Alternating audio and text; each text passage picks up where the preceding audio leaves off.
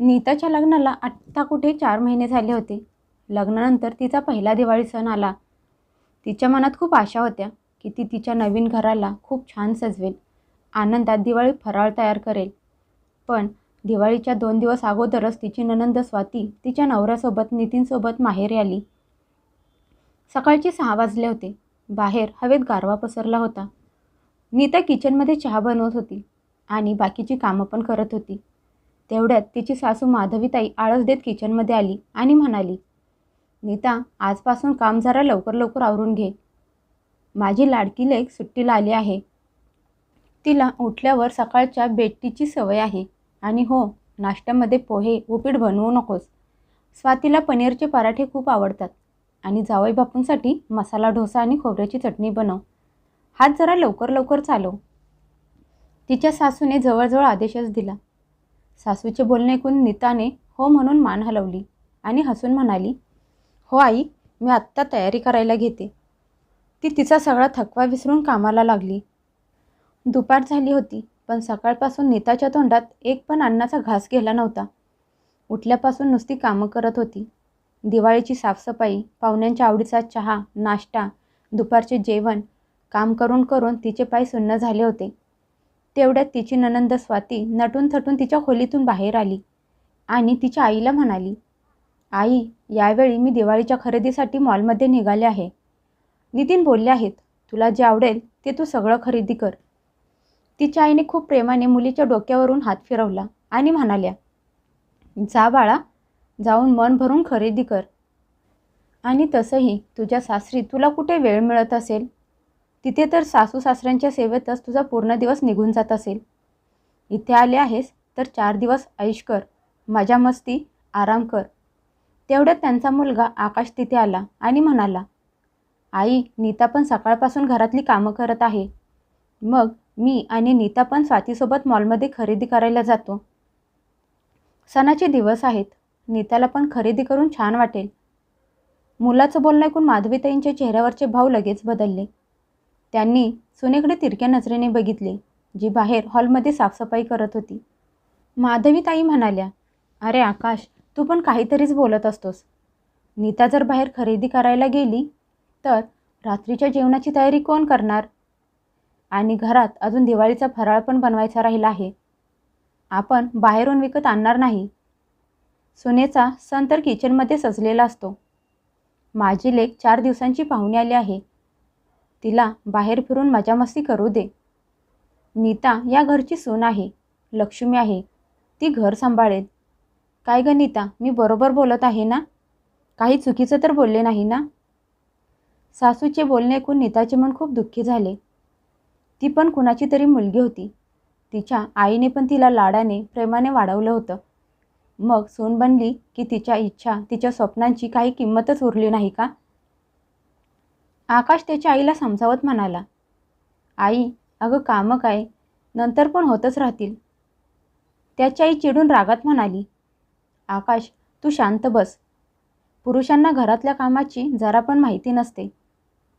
नीताने गपगुमान डोळे पुसले आणि घरातल्या कामाला लागली. दिवाळीचा सण असाच निघून गेला. मार्च महिना उजाडला. वातावरण बदलायला लागले. थंडी संपली आणि गरमी सुरू झाली. वातावरण चेंज झाल्यामुळे नीताला खूप ताप आला होता. सगळं अंग दुखत होतं. डोळे जड झाले होते. तापात अंग भाजत होतं. आकाश बायकोच्या आजारपणामुळे खूप टेन्शनमध्ये होता. ऑफिसला जाण्याअगोदर तो त्याच्या आईला म्हणाला, आई, नीताला खूप ताप आला आहे. डॉक्टरने तिला औषधं दिली आहेत. ती खाऊन तिला दिवसभर आराम करू दे. घरातली कामं करायला सांगू नकोस. मी संध्याकाळी घरी लवकर यायचा प्रयत्न करेन. त्याच्या आई मुलाचं बोलणं ऐकून घ्यायचं म्हणून उत्तर देत म्हणाली, हो हो आकाश, तू काळजी करू नकोस. मी आहे ना घरात. मी सगळं बघून घेईन. मुलगा ऑफिसला गेल्यानंतर माधवीताई सुनेच्या खोलीत आल्या. नीता अंगावर घेऊन झोपली होती. तिची सासू आवाज देत म्हणाली, नीता, ए नीता, उठ. मला माहीत आहे तुला ताप आला आहे, पण पापी पोटाचा प्रश्न आहे. त्याला जेवायला तर हवं आहे ना?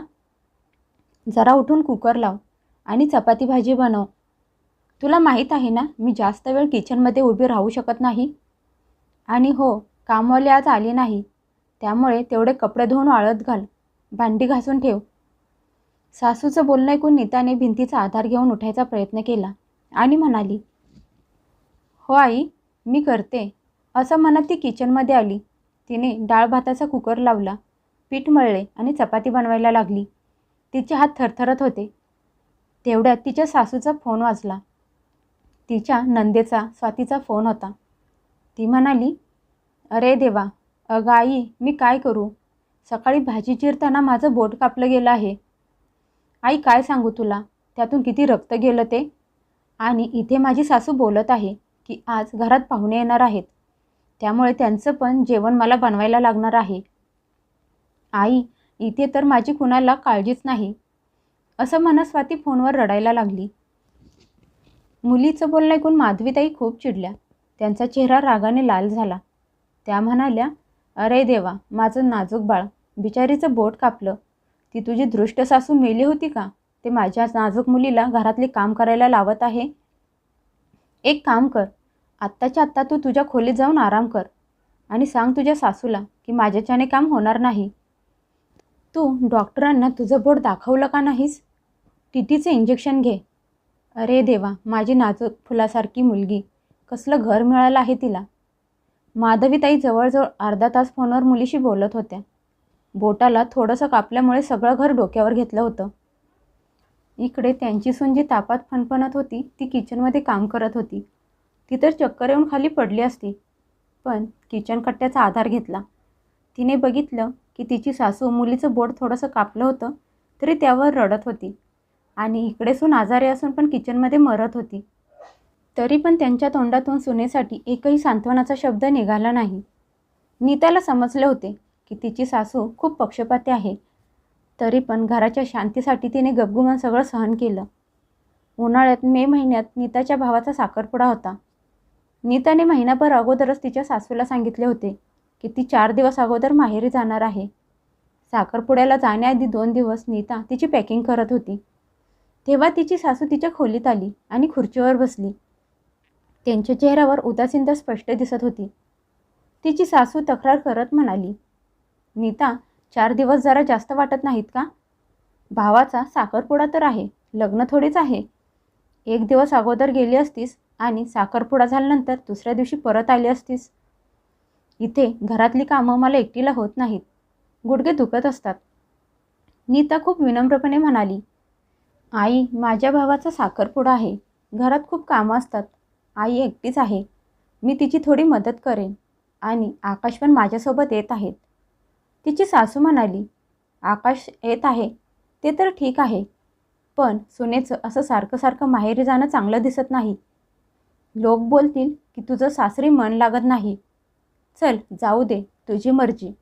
आजकालच्या सुना ऐकत कुठं असतात, असं बडबडत तिची सासू खोलीतून बाहेर निघून गेली. सासूचे बोलणे ऐकून नीताचे मन खूप दुःखी झाले, पण ती काही बोलली नाही. त्याच दिवशी संध्याकाळी स्वातीचा फोन आला. मागच्या 15 दिवसांपासून ती माहेरी येण्यासाठी नाचत होती, पण तिची सासू बोलली होती की घरात पूजा आहे, पाहुणे येणार आहेत, तू नंतर जा. स्वाती फोनवर रडत तिच्या आईला म्हणाली, आई, मला माझी सासू माहेरी येऊ देत नाही. बोलत आहे की घरच्या सुनेचे असे सारखे सारखे माहेरी जाणं चांगलं वाटत नाही. आई, माझा जीव गुदमरून जातो या घरात. मुलीचं बोलणं ऐकून माधवीताईंचा पारा चढला. त्यांनी फोनवरच ओरडायला सुरुवात केली. म्हणाल्या, काय, तुझ्या सासूची एवढी हिंमत? माझ्या मुलीवर बंधनं घातली आहेत, माहेरी येण्यावर बंधन घालत आहेत. अरे, मुलीचा पहिला हक्क तिच्या माहेरावर असतो. स्वाती, तू घाबरू नकोस. तुझ्या सासूला स्पष्ट शब्दात सांग की तू तुझ्या आईच्या घरी निघाली आहेस, कुठे जेलमध्ये नाही. उद्याच्या उद्या इकडे निघून ये. फोन ठेवल्यानंतर माधवीताई आकाशला म्हणाल्या, बघितलं का आकाश, तुझ्या बहिणीच्या सासरचे लोक किती दृष्ट आहेत. बिचारीला माहेरी पण येऊ देत नाहीत. मुलीचं मन माहेरी येण्यासाठी किती आतुर झालं आहे. आकाश नीताकडे बघून हसला आणि म्हणाला, आई, थोड्या वेळापूर्वी तू पण नीताला हेच बोलत होतीस की सारखं सारखं मुलीचं माहेरी जाणं चांगलं दिसत नाही. मुलाचं बोलणं ऐकून त्याची आई लगेच विषय बदलत म्हणाली, अरे आकाश, नीताची गोष्ट वेगळी आहे. तिच्यावर या घरची जबाबदारी आहे. आणि स्वाती या घरची मुलगी आहे. या दोन्हीमध्ये जमीन आसमानाचा फरक असतो. तू तुझं भाषण बंद कर. सासूचे बोलणे ऐकून नीता त्या दिवशी काही बोलली नाही, पण तिच्या डोक्यात ही गोष्ट स्पष्ट झाली होती की तिच्या सासूला दुसऱ्यांच्या घरचे नियम अत्याचार वाटतात आणि स्वतःच्या घरात लावलेले नियम संस्कार आणि जबाबदारी वाटतात. यामुळे तिच्या मनात एक आग लागली होती. पण तिला समजले होते की घरात शांती बनवून ठेवण्यासाठी सगळं सहन करण्याचा अर्थ कमजोरी नसतो, पण जर अन्याय सहन करण्याच्या पलीकडे गेला आणि तो गपगुमान सहन केला तर तो गुन्हा असतो. तिने तिच्या सासूला अद्दल घडवण्याचं मनात पक्क केलं होतं. एक दिवस तिची सासू मुलीला भेटायला तिच्या सासरी गेली होती. तिथून आल्यापासून त्यांचा BP वाढला होता. त्या सोफ्यावर झोपून सुनेला ओरडत म्हणाल्या, अगं नीता, माझं डोकं जरा दाबून दे. माझ्या मुलीची अवस्था बघून माझ्या सगळ्या अंगात आग लागली आहे. तुला काय माहीत सासरचं दुःख, त्रास. तुला तर सगळं जागच्या जागी मिळत असते. माझी बिचारी पोरगी त्या घरात नुसती जनावरासारखी राबत असते. नीता काही न बोलता तिच्या सासूचं डोकं दाबायला लागली. तिला माहीत होतं की जेव्हा गोष्टी तिच्या नंदेच्या बद्दल असतील तेव्हा फरक करणे म्हणजे मधमाशांच्या पोळ्यात हात घालण्यासारखं आहे. तिच्या सासूच्या नजरेत त्यांची मुलगी म्हणजे जगातली सगळ्यात जास्त अन्याय सहन करणारी स्त्री होती आणि त्यांची सून जगातली सगळ्यात नशीबवान होती. आज तिच्या सासूला या गोष्टीचे दुःख झाले होते की मुलीच्या सासरी तिचा थोरला दीर आणि त्याची बायको राहायला आली होती. तिची सासू बडबडत म्हणाली, नीता, आता बघ, तिची जाऊ आली आहे तर स्वतःच्या हाताने एक ग्लास पण पाणी उठून घेणार नाही. सगळं माझ्या बिचारा मुलीला करायला लागतं. बिचारी एकटी सगळी कामं करत असते आणि तिचे सासू सासरे पण याबद्दल काही बोलत नाहीत. माझी मुलगी कामवाली थोडीच आहे आणि एक तू आहेस. इथे महाराणीसारखी थाटात राहत असतेस. सासूचे बोलणे ऐकून नीताने मोठा श्वास घेतला. ती सकाळी उठल्यापासून घरातली कामं करत होती आणि आत्ता सासूचे डोके दाबून देत होती. पण तिच्या सासूला हे काम नाही तर तिच्या जबाबदाऱ्या वाटत होत्या. संध्याकाळी स्वातीचा फोन आला. त्यांनी फोन स्पीकरवर टाकला म्हणजे त्यांची सून पण ऐकेल की तिची नणंद किती टेन्शनमध्ये आहे. स्वाती रडत म्हणाली, आई, मी खूप थकले आहे. माझ्या जावेला आत्ता चहासोबत भजी खायची होती आणि माझ्या सासूने लगेच मला बनवायला ऑर्डर दिली. कुणीच माझा जरा पण विचार केला नाही. सकाळपासून काम करून माझी कंबर पाठ भरून आली आहे. मुलीचं बोलणं ऐकून माधवीताई तडफडून उठल्या.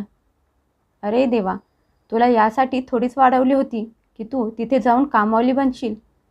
तू उद्याच्या उद्या इकडे निघून ये. त्यांना सांग की माझी तब्येत ठीक नाही. 2 दिवस घरातली कामं केली ना, मग तुझ्या सासूला आणि जावेला तुझी किंमत कळेल. स्वाती म्हणाली, हो आई, मी उद्याच निघून येते. असं म्हणत फोन ठेवून दिला. नीता गपचूप त्या मायालेकींचं बोलणं ऐकत होती. नीता तिच्या सासूला म्हणाली, आई, ताईंचं असं अचानक घर सोडून येणं योग्य असेल का? घरात पाहुणे आहेत. तिची सासू चिडून म्हणाली, नीता, तू शांत बस. तुला काय माहीत दिवसभर काम करणे काय असते? मी तर तुला जास्त काम पण करायला सांगत नाही. माझी मुलगी तिकडे वेदनेत तळमळत आहे आणि तू मला इथे ज्ञान देत आहेस. नीता किचनमध्ये निघून गेली. दुसऱ्या दिवशी सकाळी सकाळी दार वाजले. आकाशने दार उघडले. समोर स्वाती मोठी बॅग घेऊन उभी होती. आकाश तिला बघून हैराण होऊन म्हणाला, अरे स्वाती, तू एवढ्या सकाळी सकाळी? तुझा नवरा कुठे आहे? स्वाती म्हणाली, ते ऑफिसला गेले आणि मी इकडे निघून आले. मला आता अजून त्यांची सेवा करणं होणार नाही. असं म्हणत तोंड फुगून स्वाती घरात आली. तिच्या आईने तिला मिठी मारली आणि म्हणाली, बरं केलंस निघून आलीस ती. आता इथे आराम कर. नीता, अगं नीता, कुठं मेली आहेस तू? लगेच माझ्या मुलीसाठी चहा नाश्ता घेऊन ये. बिचारी माझी मुलगी सकाळपासून उपाशी असेल. आकाश स्वातीला म्हणाला, स्वाती, घरात पाहुणे आहेत आणि तू अशी घर सोडून निघून आली आहेस. ही कुठली पद्धत झाली जबाबदारीपासून पळण्याची? त्याची आई लगेच मुलीची बाजू घेत म्हणाली, आकाश, तू राहू दे. पुरुषांना बायकांचं दुःख काय माहीत. तिची सासू तिला घरातली कामवाली समजते. नीता, तू अजून चहा घेऊन बाहेर आली नाहीस? तेवढ्यात नीता खोलीतून बाहेर आली. तिच्या हातात बॅग होती. आकाश आणि तिची सासू तिच्याकडे बघून हैराण झाले. तिची सासू म्हणाली, हे काय नीता, तू बॅग घेऊन कुठे निघाली आहेस? नीता खूप शांत स्वरात म्हणाली, आई, मी माझ्या माहेरी निघाले आहे. आकाश म्हणाला, अशी अचानक माहेरी का निघाली आहेस? नीता सासूकडे बघून म्हणाली, आई, तुम्ही कालच तर ताईंना फोनवर समजून सांगत होता की घरात पाहुणे आले, काम वाढलं की आजारपणाचं नाटक करून माहेरी निघून येत जा. बस, मी हे सगळं तुमच्याकडूनच शिकले आहे. आता माझी नणंद इथे आली आहे म्हटल्यावर घरातली कामं वाढणार. माझी पण कंबर पाठ दुखत असते. त्यामुळे मी पण माझ्या माहेरी जात आहे. जेव्हा ताई त्यांच्या सासरी परत जातील तेव्हा मला परत बोलावून घ्या. सुनेचं बोलणं ऐकून तिच्या सासूचे डोळे मोठे झाले. तोंड उघडे राहिले. स्वाती पण चकित होऊन नीताकडे बघायला लागली. तिची सासू म्हणाली, नीता, तू काय फालतू बोलत आहेस? स्वाती काही या घरातली पाहुणी थोडीच आहे. ती तर या घरची मुलगी आहे. नीता पण भरल्या आवाजात ठामपणे म्हणाली, आई, मी पण कुणाच्या तरी घरची मुलगी आहे. ताईंच्या सासूने काही काम करायला सांगितले की तो अन्याय त्यांच्यावर असतो. आणि मी एवढी थकलेली असून पण तुम्ही ताईंसाठी मला चहा नाश्ता बनवायला सांगितला. ते कर्तव्य कसे काय होऊ शकते? ताई कामांपासून वाचण्यासाठी इथे येऊन राहू शकतात. मग मी का माझ्या माहेरी जाऊ शकत नाही? याचे तिच्या सासूजवळ काहीच उत्तर नव्हते. जो बाण त्यांनी त्यांच्या मुलीच्या सासूसाठी सोडला होता तो फिरून त्यांच्याच अंगावर आला होता. आकाश पण बायकोची साथ देत म्हणाला, आई, नीता बरोबर बोलत आहे. तू स्वातीच्या सासूला वाईट बोलत आहेस, पण तू स्वतः नीतासोबत कशी वागत आहेस? जर स्वातीचे कामापासून वाचण्यासाठी येथे येणे बरोबर आहे तर नीताचे तिच्या माहेरी जाणे पण बरोबर आहे. माधवीताईंना आयुष्यातली सगळ्यात मोठी शिकवण मिळाली होती. त्यांना कळून चुकले होते की मुलीमध्ये आणि सुनेमध्ये फरक करण्याचा परिणाम फक्त घर तुटणे होऊ शकतो. जेव्हा त्यांनी बघितलं की स्वतःच्या मुलीमुळे त्यांचा मुलगा आणि सून वेगळे होत आहेत तेव्हा त्यांच्या डोळ्यावरून मुलीच्या आंधळ्या प्रेमाचा चष्मा उतरला. त्यांनी स्वातीकडे बघितले, जिने लाजेने मान खाली घातली होती. त्या म्हणाल्या, स्वाती, तू तुझी बॅग उचल आणि आकाश, तिला लगेच तिच्या सासरी परत सोडून ये. यावेळी त्यांच्या आवाजात प्रेमाऐवजी एका आईचे कठोर बोल दिसत होते. त्या म्हणाल्या, स्वाती, जबाबदाऱ्यांपासून पळणे कुठल्या प्रॉब्लेमचे समाधान असू शकत नाही. नाती सांभाळण्यासाठी अगोदर स्वतः त्यासाठी तापून निघावे लागते. स्वातीला काहीतरी बोलायचं होतं, पण त्यांनी तिचं काहीच ऐकून घेतलं नाही आणि म्हणाल्या, स्वाती, मला तुझं घर तुटू द्यायचं नाही. आणि नीता, तू, असं म्हणत त्यांनी तिचा हात पकडला.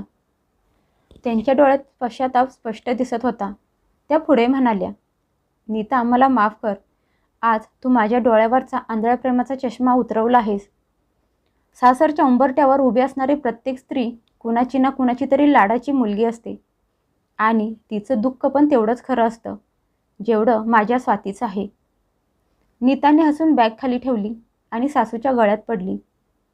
त्या दिवसानंतर घरात मुलगी आणि सून यामधला भेदभाव कायमचा संपला. जगात कायम प्रत्येक घरात असा भेदभाव बघायला मिळतो. बोलायचं म्हणून तर लोक बोलत असतात की मुलीत आणि सुनेमध्ये फरक करत नाही, पण खरी परिस्थिती त्याच्या उलट असते.